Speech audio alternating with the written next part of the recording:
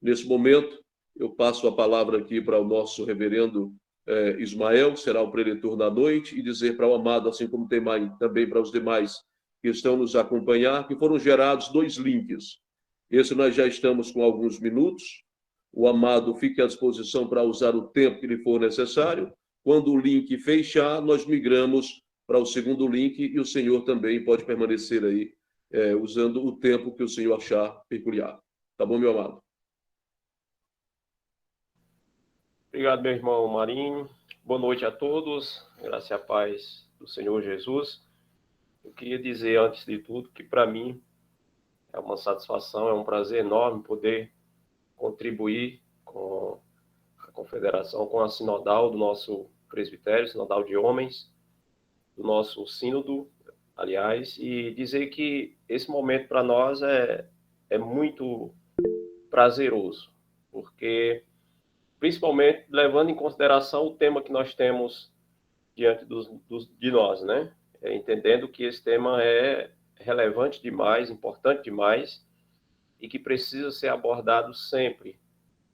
Então, eu queria agradecer aos amados irmãos que nos deram essa oportunidade, agradecer, acima de tudo, ao nosso Deus, e eu espero que aquilo que for feito e dito aqui nessa noite venha edificar a nossa vida como igreja, como líderes da mesma, que o Senhor nos capacite, que o Senhor nos abençoe nesse momento. Queridos, pelo que eu acompanhei e pelo que o Marinho me passou, os outros leitores, eles já falaram, inclusive, de forma exaustiva e muito precisa, do GTSI.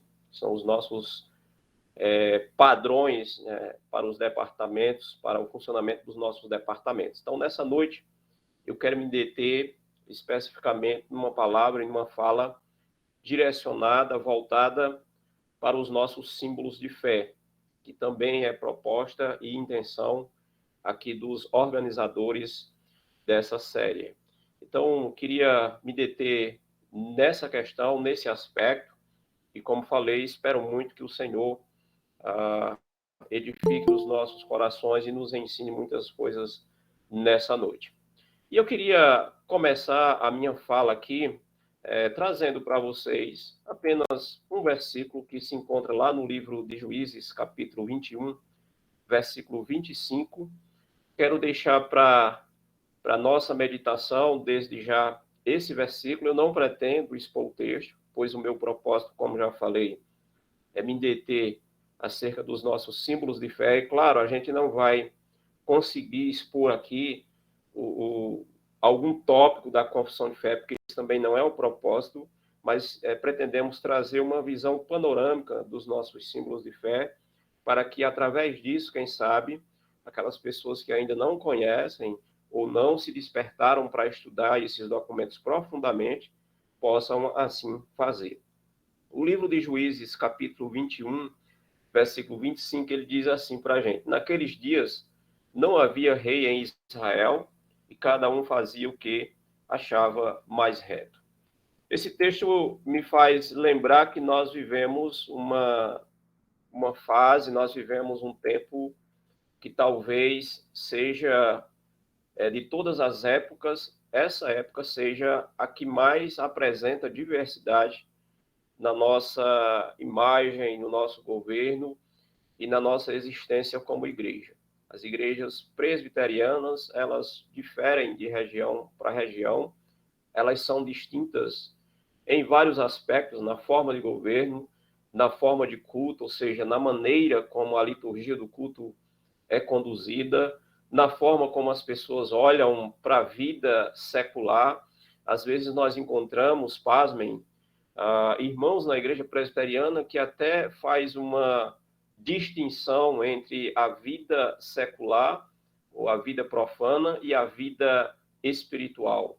E dessa forma eles se comportam como se fossem duas pessoas numa só, como se tivesse duas vidas numa só. Então nós vivemos eu diria até que uma perda de identidade na nossa igreja, embora isso tenha sido resgatado nos últimos anos, por parte de trabalhos como esse, né, por meio de trabalhos como esse, melhor dizendo, por meio de ministros que se preocupam com essa questão, com esse aspecto, mas o fato é que não há como negar que a gente, como falei, a gente tem igrejas diferentes umas das outras, dependendo da região onde elas se encontram. E eu queria, nessa noite, chamar a nossa atenção exatamente para esse aspecto. E eu queria refletir sobre a seguinte questão. Se nós temos os nossos padrões de fé, os nossos símbolos de fé, por que as nossas igrejas elas não são semelhantes? Por que as nossas igrejas não são iguais? Pelo menos na sua liturgia, pelo menos na maneira como ela deve adorar a Deus. Por que essas igrejas não são iguais? Eu acredito que isso passa muito pela falta de conhecimento, tanto de alguns ministros, como também dos membros da igreja, né? E é fácil você concluir que se o ministro não conhece os nossos símbolos de fé, automaticamente ele não vai conduzir a igreja bem. E automaticamente os membros dessa igreja também não vão andar bem. Por falar em andar, eu me lembro aqui de uma cena que é extraída de uma das obras mais impressionantes e uma das obras mais belas que eu já li, uma das mais ricas também, que é Alice no País das Maravilhas, aquela cena onde Alice se encontra com o gato, aquele personagem tão marcante naquela obra, e ela pergunta para o gato se ele pode indicar para ela o caminho. E o gato, educadamente, pergunta para ela, né, para onde ela está indo, onde ela quer chegar. Ela diz, eu não sei, eu estou perdida. Aí ele responde de forma muito sábia e específica, dizendo o seguinte para ela, se você não sabe para onde ir, então qualquer caminho serve. Eu acredito que nós temos vivido e encontrado, como falei no início, essa realidade. Muitas pessoas em nossas igrejas não sabem para onde ir. Por isso há uma diversidade no governo, há uma diversidade na forma de adoração a Deus, há uma diversidade em relação a diversos pensamentos que a igreja deveria ser única e que a igreja deveria pensar de forma única. Mas o fato é que isso não é uma realidade, infelizmente. Então, eu queria apresentar para os irmãos, nessa noite, falando dos nossos símbolos de fé, o seguinte esboço. Em primeiro lugar, eu queria responder a pergunta, né? O que são os símbolos de fé? Em segundo lugar, eu queria falar sobre quantos e quais símbolos de fé existem, quantos símbolos de fé existem, quais são esses símbolos de fé. Eu queria também falar sobre quais são os símbolos de fé adotados pela Igreja Presbiteriana do Brasil, ou seja, a nossa igreja. E, por último, eu queria falar a importância desses símbolos de fé. Com base nesses 4 aspectos ou tópicos, nessas 4 proposições, a gente, então, entende que o que for dito será suficiente, não para a gente aprender tudo, como eu falei que a gente não ia conseguir, mas para a gente, pelo menos, despertar dentro de nós um desejo de nos aprofundar em outra ocasião acerca desses documentos tão preciosos e tão ricos que nós temos em nossa igreja. O Paulo Anglada, respondendo à primeira pergunta, o que são os símbolos de fé, ele diz o seguinte, naquele livreto que ele tem, a Sola Escritura, ele diz o seguinte, o vocábulo símbolo vem do grego, símbolo que significa basicamente lançar junto, dando a entender um sinal, uma marca que caracteriza alguma coisa. E aí, de acordo com ele, essa palavra símbolo, ela é usada com o sentido de acordo ou sinal. Agora, quando nos referimos aos nossos símbolos de fé, segundo ele, nós estamos falando de um sinal da sã doutrina. Então, em outras palavras, para o Paulo Anglada, os símbolos de fé, para nós, eles são sinais da nossa sã doutrina, da doutrina que nós consideramos sadia, bíblica, e uma doutrina que fala tão somente acerca do Deus a quem nós adoramos. Ele continua falando acerca disso, e ele diz, nós podemos entender também que os símbolos de fé, eles são resumos sistemáticos da verdade, ou das verdades fundamentais do cristianismo. E aí ele conclui dizendo, Esses símbolos de fé são declarações formais da fé cristã. Então, eu acredito que essa resposta do Paulo Anglada resume bem e responde bem para a gente essa pergunta: o que são os símbolos de fé? Por que é importante a gente se apegar a respostas e falas como essas? Ora, porque nós sabemos que tem muitas pessoas que, quando ouvem falar dessa expressão símbolos de fé, né, elas não sabem, elas não têm a mínima ideia do que se trata. Não é exagero eu lembrar aqui de uma aula que um professor deu para a gente quando a gente estava no seminário. Ele disse que certa vez foi falar dos símbolos de fé na igreja e ele perguntou para os irmãos se os irmãos sabiam o que eram os símbolos de fé, ou quais eram os símbolos de fé da igreja presbiteriana. E os irmãos, para surpresa dele, não sabiam. Os irmãos disseram que símbolos de fé eram a sarça, era o peixe aí da UPH, era a tocha da UMP, né? Então, isso revela para nós, né, a fragilidade do conhecimento que os membros de nossas igrejas têm, ou pelo menos tinham, embora isso tenha mudado, conforme eu falei, nesses últimos tempos. Mas ainda apegando-se a uma definição de um outro pensador, de um historiador, Mark Alan Noll, ele diz o seguinte, acerca do que são símbolos de fé. Ele diz: esse termo, em seu uso mais comum, designa as declarações formais da fé cristã, escrita pelos protestantes desde os primeiros dias da Reforma. E aqui o Mark Alan, ele se detém mais sobre os símbolos de fé que foram escritos após ou durante a Reforma, porque nós sabemos que existem símbolos de fé, embora não tenham sido adotados pela Igreja Presbiteriana, que foram escritos antes, propriamente, da Reforma. Foram escritos ali durante a existência da Igreja primitiva. Alguns localizam símbolos de fé, inclusive, que foram escritos ali nos dias dos apóstolos, ou seja, ainda no primeiro século. A gente vai ver isso aqui no decorrer da nossa fala. Mas acredito que essa primeira pergunta ela foi respondida. O que são os símbolos de fé? Agora vamos passar para a segunda pergunta. Quantos e quais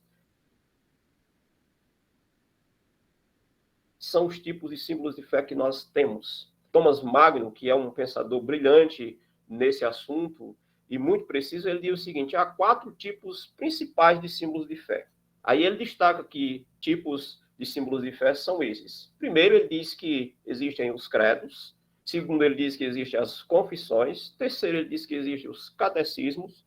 E quarto e último lugar, ele diz que existem os cânones. Então, percebemos aqui que existem 4 tipos de símbolos de fé: credos, confissões, catecismos e cânones. Nós temos conhecimento, pelo menos alguns ministros, ou a maioria dos ministros, pelo menos deveriam ter conhecimento de todos esses símbolos de fé, embora não saibam de tudo que eles dizem, mas têm uma visão panorâmica do que se encontra registrado nesses símbolos de fé. Então, credos, confissões de fé, catecismos e cânones são os tipos de símbolos de fé que nós encontramos dentro da igreja, né, ao longo de sua existência. E aí é fácil de memorizar, porque esses símbolos de fé, todos eles, não sei se vocês perceberam, mas começam com a letra C. E aí é fácil de memorizar, né? Agora, nós vamos definir cada um desses símbolos de fé. Credos, por exemplo. O que significa? O que são credos? Nós podemos dizer que os credos são declarações de fé de uma forma resumida, né? De forma resumida. Os mais antigos símbolos de fé, e aí eu poderia destacar aqui como credos, por exemplo, o credo dos apóstolos. O credo dos apóstolos, alguns localizam a sua escrita exatamente ali no primeiro século. E muitos vão dizer que esse documento foi escrito pelos próprios apóstolos. Alguns ousam a ser mais criativos e mais incisivos nisso, e dizem até que cada um dos apóstolos escreveu um dos artigos desse credo apostólico. Mas é importante que os irmãos tenham conhecimento da existência desse documento, não só isso, mas tenham curiosidade, tenham interesse de aprender e decorar esse documento, porque é um resumo da nossa fé, daquilo que nós cremos acerca da nossa divindade. Existe também o Credo Niceno. Esse Credo Niceno ele foi escrito em 325 depois de Cristo, como nós sabemos, para resolver aquela questão, aquela discórdia que existiu em relação à pessoa de Cristo, né, acerca das suas duas naturezas. O Concílio de Nicéia foi convocado pelo imperador Constantino no ano 325. E ali, naquele concílio, elaborou-se uma decisão, uma concepção, uma opinião, na verdade, um tratado teológico acerca das duas naturezas do nosso Senhor Jesus. E nós sabemos que esse credo ele foi chamado de Credo Niceno. Posteriormente, pela existência e pelo acontecimento do Concílio de Calcedônia, que aconteceu no ano 451, que continuou tratando acerca disso, ou seja, da pessoa de Cristo, ele fez alguns ajustes a esse credo niceno. Alguns reconhecem esses ajustes que foram possivelmente acrescentados ou melhorados no credo niceno. Existe também o credo de Atanásio, né, que alguns atribuem ao próprio Atanásio, é justamente por isso que ele tem esse nome. Atanásio, para quem não sabe, foi aquele homem que literalmente atanasou a vida de um herege chamado Ário. Ário que tinha muita dificuldade de entender a pessoa de Cristo como possuindo duas naturezas, e por conta disso ele criou ou ele espalhou muitas heresias acerca da pessoa de Cristo. Outros vão dizer que esse credo ele ganhou forma final apenas por volta do século VIII, né? Ou seja, muito tempo depois ali dos primeiros séculos da era cristã. Mas o fato é que esse credo existe e é um documento muito importante, muito rico, que trata de aspectos que são fundamentais e muito relevantes acerca da pessoa de Cristo. E confissões. O que são confissões? Na verdade, confissões são documentos maiores, mais detalhados e mais exaustivos acerca das doutrinas cristãs. As confissões, vale ressaltar, são produtos da reforma protestante, e aqui fica fácil da gente fazer uma distinção entre confissões e credos, porque as confissões são tipicamente oriundas ali do período pós-reforma ou durante reforma, e nós percebemos que ali surgiram muitas confissões que nem todas foram adotadas pela Igreja Presbiteriana, mas que são importantes. Poderíamos dizer que são confissões irmã da nossa confissão, ou seja, da Confissão de Fé de Westminster. E aqui eu poderia citar como exemplo a Confissão de Fé de Guanabara. Para quem não sabe, essa foi a primeira confissão escrita de cunho reformado, e ela foi escrita aqui no Brasil, na Baía de Guanabara. Ela foi escrita por aqueles homens que foram enviados por Calvino aqui para o nosso Brasil, para não só colonizar aquele contexto da Baía de Guanabara no Rio de Janeiro, mas também para ensinar para os colonos, para as pessoas que ali estavam, a fé reformada. Esses homens foram enviados por Calvino. Esses homens eram conhecidos na Europa como huguenotes, né, que era um termo pejorativo atribuído aos seguidores de Calvino, aos seguidores da Reforma Protestante. Essa confissão ela foi escrita exatamente no ano de 1558, veja só. E essa confissão ela foi escrita ali às pressas, porque foi escrita por aqueles homens que foram condenados à morte, foram condenados ao martírio, exatamente pela maneira como eles defendiam a Bíblia e a fé reformada. O assunto que mais gerou discussão entre eles e seus oponentes, Vilagagnon, que era o principal oponente deles, foi exatamente o assunto em relação à ceia do Senhor. Havia muitas divergências entre os huguenotes e o Vilagagnon, que era o chefe da colônia, e por conta disso e outros assuntos, esses homens foram condenados à morte. Só que antes deles serem executados, eles foram obrigados a fazer uma confissão retratando nesse documento o que eles criam. E é um documento muito precioso, muito rico em conteúdo. Se os irmãos puderem pesquisar depois, ler e estudar, eu super recomendo porque certamente é um documento muito próximo das Escrituras. Nós percebemos também que surgiu durante a história a Confissão de Fé Escocesa. Ela é composta por 25 capítulos. Ela foi escrita em 1561 por um homem chamado Guido de Brès. E Guido de Brès também, a exemplo daqueles que foram executados na Baía de Guanabara, ele também sofreu martírio. Ele foi perseguido e morto. Só que antes de sofrer martírio, ele escreveu essa confissão de fé, né? A confissão de fé chamada Confissão de Fé Belga. Ela possui 37 artigos. Nós também percebemos que existe a nossa Confissão de Fé de Westminster. Ela é composta por 35 capítulos e, como todos acredito já sabem, ela foi escrita ali por volta do ano 1643 a 1648, que é exatamente o período em que acontece a Assembleia de Westminster. A Assembleia de Westminster, ela produziu não só a Confissão de Fé, mas ela produziu os catecismos, o maior e o breve, como também produziu o Diretório de Culto. Os 3 primeiros são os documentos que são adotados por nossa igreja como símbolos de fé. Né? Observe, portanto, né, que essas confissões elas têm uma história. Observem que elas foram escritas por meio também de muito sofrimento. Né? Claro que, por meio de tudo isso, Deus estava usando esses homens, por meio do sofrimento, da perseguição, do martírio que muitos deles posteriormente sofreram. E graças ao nosso Deus, antes desses homens morrerem, esses documentos ficaram escritos para que a gente pudesse se guiar, né? Claro, pelas Escrituras e também por eles, que são documentos que possuem muita autoridade. Claro que não se iguala às Escrituras, né? Que é infalível, mas que são infalíveis, mas são documentos preciosos. E aí nós percebemos que a Confissão de Fé, com 35 capítulos, tem muito conteúdo e que, se a gente for estudar, talvez a gente passe a vida toda e a gente não aprenda tudo que está registrado ali, né? Agora, vamos destacar aqui, né, vamos definir o que são catecismos. Nós podemos afirmar que catecismos são resumos da fé cristã.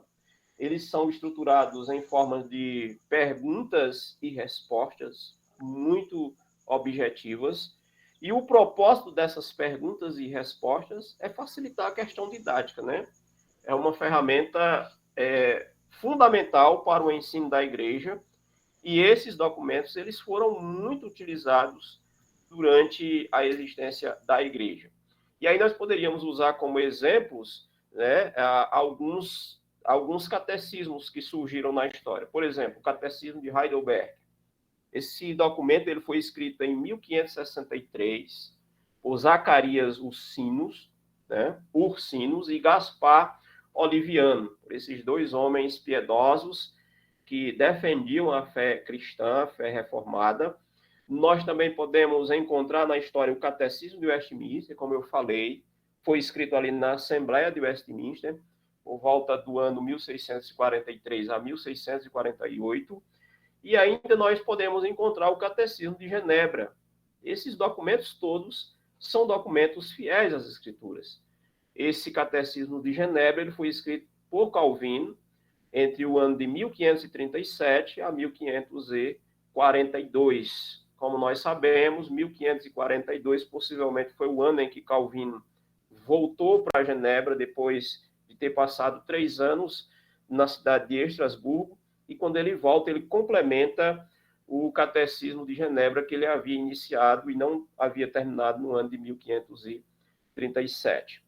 E aí nós temos também os cânones, né? O que são cânones? Eu poderia dizer que cânones são decisões oficiais de concílios em relação às doutrinas ou em relação a algumas doutrinas específicas. Poderíamos citar como exemplo os cânones de Dort. Como nós sabemos, os cânones de Dort foram proposições ou decisões que foram tomadas naquele sínodo, e que aconteceu em 1618 a 1619.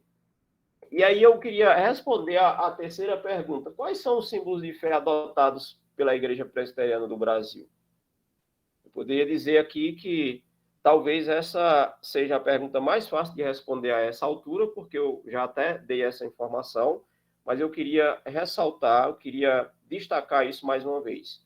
Os símbolos de fé adotados pela Igreja Presbiteriana, embora todos esses que eu mencionei sejam importantes e tenham conteúdos bíblicos, alinhados às Escrituras, eu queria dizer que os documentos adotados pela Igreja Presbiteriana como símbolos de fé é a Confissão de Fé de Westminster, com seus 35 temas ou capítulos, o Catecismo Maior de Westminster, que retratam ou que abordam esses 35 temas da confissão em forma de perguntas e respostas.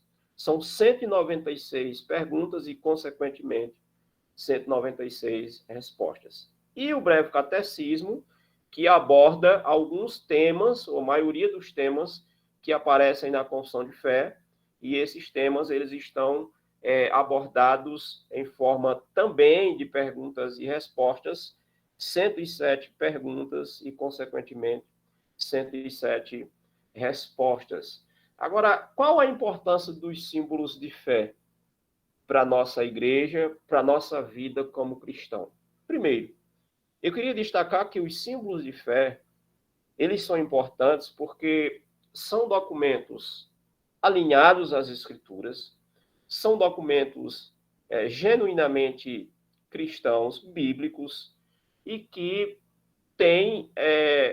deveria, pelo menos, ter uma relevância muito grande, uma importância muito grande para a existência da igreja cristã. Esses documentos, eles são importantes porque eles apontam o caminho, eles dizem para a gente o que a gente deve crer. E aí você pode estar perguntando, mas e a Bíblia? Ela não é suficiente? Claro, a Bíblia é suficiente. Mas o fato é que a Bíblia ela não está tão, digamos assim, explicada como nós encontramos aqui nesses documentos uma explicação muito precisa. Digamos que esses documentos eles são explicações e comentários daquilo que está nas Escrituras. As Escrituras, muitas vezes, nós temos dificuldade de entendê-las. Não porque elas tenham defeito, não porque a Bíblia é defeituosa, não porque os autores bíblicos não foram eficientes, mas porque nós temos nossas limitações. Além disso, nós estamos há vários distanciamentos desses documentos que são chamados, que formam as Escrituras. Os livros da Bíblia, nós nos distanciamos deles em muitos aspectos. Existe o distanciamento histórico, existe o distanciamento linguístico, existe o distanciamento cultural, existe o distanciamento contextual, enfim, são vários distanciamentos. São várias coisas que nos separam do texto bíblico. E a gente muitas vezes vai cair em um desses distanciamentos por conta da nossa limitação, não por conta do texto bíblico em si. Então, digamos que os símbolos de fé, eles são importantes porque quando a gente lê um texto nas Escrituras, se depara com um assunto ou com uma doutrina que a gente não entende, então é hora da gente recorrer aos nossos símbolos de fé. O que a Igreja Presbiteriana pensa acerca desse assunto? O que a Igreja Presbiteriana ensina acerca desse assunto? É hora de recorrer aos símbolos de fé e ver o que eles dizem para a gente. Então, essa é a razão, ou essas são as razões pelas quais os nossos símbolos de fé são importantes. Eles vão tratar, inclusive, acerca do culto ao Senhor, do dia do Senhor. Isso está lá no capítulo 21 da nossa Confissão de Fé. Quer saber o que as Escrituras dizem acerca do dia do Senhor? E aí, de repente, não tem muita coisa acerca disso na Escritura, ou nós não conseguimos entender, vamos lá para o capítulo 21 da nossa Confissão de Fé.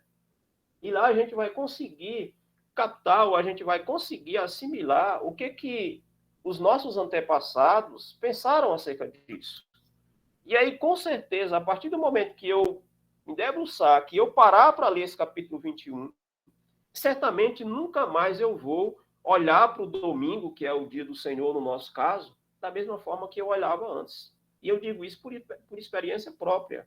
Meus irmãos, eu passei vários anos na igreja, até mesmo depois de pastor, profanando o dia do Senhor, porque ainda não tinha parado para ler com atenção e para dar a devida importância a esse capítulo 21 da nossa Confissão de Fé. Foi quando eu parei e, ao estudar esse capítulo 21 da Confissão de Fé, eu percebi o quanto eu tinha profanado o dia do Senhor, ainda que de forma involuntária, ainda que de forma inconsciente. Outra coisa que a gente precisa saber também acerca desses símbolos de fé. Por que eles são importantes? Porque eles não só falam acerca disso que eu falei, mas eles falam acerca, por exemplo, de política. O que nós devemos fazer em época de política? Qual deve ser a posição do cristão em relação à política? Nós vamos encontrar a resposta para isso no capítulo 23 da nossa Confissão de Fé. Se vocês pararem para ler esse capítulo 23 e estudar, vocês vão perceber como nós olhamos para a política de uma forma muito errada. E eu estou falando aqui da política, não da politicagem em si, porque a politicagem, talvez, dentro da igreja, pelo menos em relação aos cristãos, em relação a nós, ela acontece exatamente porque nós não entendemos o que é política. Nós não fazemos uso dos documentos que nós temos e que foram escritos com tanto trabalho, com tanto sacrifício. Homens morreram para que esses documentos fossem produzidos e a gente simplesmente banaliza e não dá importância para eles e age como a gente acha que é o certo.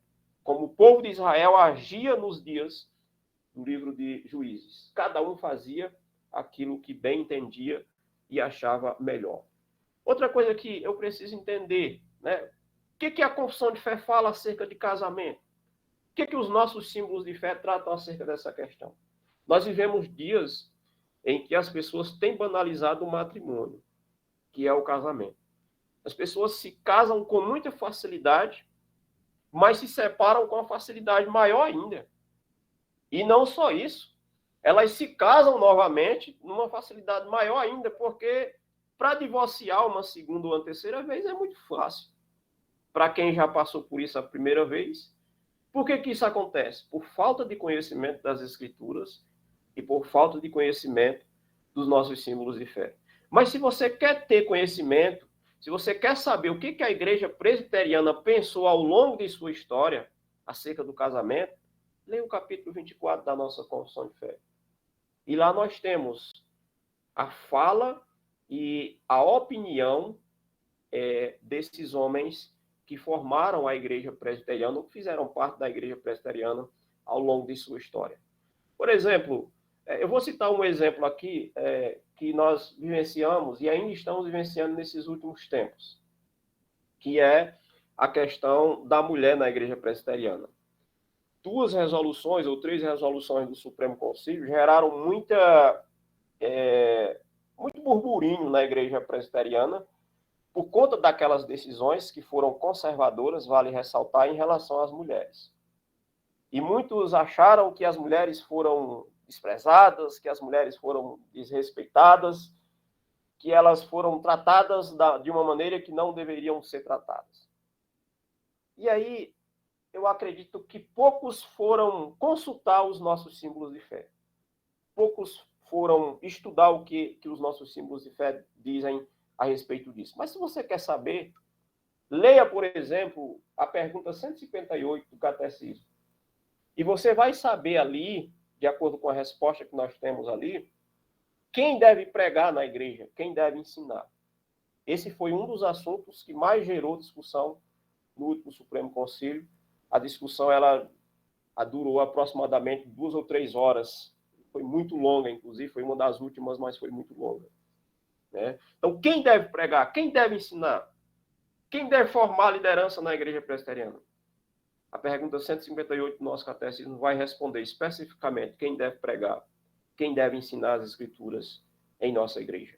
Se fôssemos lá consultar os documentos que nós temos, certamente nós estaríamos livres de tantas discussões e de tantos desgastes que eu acredito serem desnecessários. Por último, eu queria dizer que esses símbolos de fé são importantes porque todos nós fizemos um juramento. Por exemplo, quando nós fomos ordenados ao Sagrado Ministério, seja para pastor ou presbítero, e aqui eu estou diante de muitos presbíteros, todos nós fizemos um juramento. Qual foi o juramento? De subscrever os nossos símbolos de fé. E de sermos fiéis a eles. De seguirmos o que eles dizem, o que eles ensinam. Mas esse juramento, muitas vezes, depois que nós fazemos, esquecemos de cumpri-los. Esquecemos de obedecer. O que é extremamente grave. Porque nós fizemos um juramento na presença dos nossos líderes, na presença do nosso Deus e na presença dos nossos irmãos, da nossa igreja. Nós falamos que seríamos fiéis e que estaríamos observando o que está registrado nesses documentos. Agora, esses documentos são importantes também, porque agora, acredito que vocês já têm essa informação, outros preletores talvez já tenham falado isso, essa questão do juramento, esse juramento que era exigido antes dos ministros, agora também é exigido daquele membro que pretende se tornar integrante da Igreja Presbiteriana do Brasil. A resolução de número 16 do nosso último Supremo Concílio, ela fala acerca dessa questão, ela fala da importância desse juramento ser estendido e ser exigido também dos membros da nossa igreja, pelo menos daqueles que vão se tornar membros de nossa igreja a partir de agora. E eu achei essa decisão muito sábia, porque não adianta nada a gente, como ministro, subscrever os nossos símbolos de fé, mas, de repente, os membros de nossa igreja, nossas ovelhas, não subscrevem. Primeiro, porque não tem esse compromisso, porque não fizeram juramento nenhum. Segundo, às vezes, porque não conhecem. Agora, eles terão a obrigação não só de conhecer, mas eles terão a obrigação também de serem fiéis a esses símbolos de fé, ao que eles ensinam. Então, é por isso e por várias outras razões que a gente certamente não teria tempo suficiente para elencar aqui, que nós devemos dar importância aos nossos símbolos de fé. Os nossos símbolos de fé, meus irmãos, eu queria concluir dizendo o seguinte: eles têm sido muito banalizados. E é claro que, para aquele que banaliza as Escrituras, banalizar os nossos símbolos de fé é só uma questão mais simples. E realmente isso é uma realidade em nossas igrejas. Eu diria que não só os membros de nossas igrejas não conhecem os nossos símbolos de fé, não sabem da importância que eles têm, mas também muitos ministros, muitos daqueles que foram ordenados ao sagrado ministério, não conhecem os nossos símbolos de fé. Eles desconhecem, alguns que conhecem negligenciam, e cada um faz aquilo que acha melhor fazer, aquilo que acha que é certo. E isso é muito preocupante. Porque não faz sentido, meus irmãos, eu ser membro de uma igreja presbiteriana do Brasil e não seguir o que ela diz. Se eu não quero seguir o que ela diz, se eu não quero seguir o que ela crê por meio dos seus símbolos de fé, então eu preciso ser coerente com o que eu creio. Eu preciso ser coerente e eu preciso pedir para sair dela. Vou para outra igreja com a qual eu me identifico, com aquela que tiver uma doutrina que eu acredito que é mais acessível às Escrituras, já que eu entendo que os símbolos de fé da minha igreja não são. E é claro, esse não é o meu caso, estou dando só um exemplo. Então, que os irmãos, nessa noite, saiam daqui desafiados. Acredito que durante essas palestras, de cada preleitor, vocês foram desafiados a buscar conhecimento, não só do nosso guia, no caso, as sociedades internas, mas também dos nossos símbolos de fé. E queria que a minha fala de hoje fosse só mais um aspecto de motivação para que essa busca, para que esse interesse por esses documentos seja mais intensificado ainda, seja reforçado. Essa é a minha fala. Agradeço desde já aos nossos amados irmãos, e eu queria facultar a palavra para cada um, caso tenha alguma pergunta, eu estarei à disposição.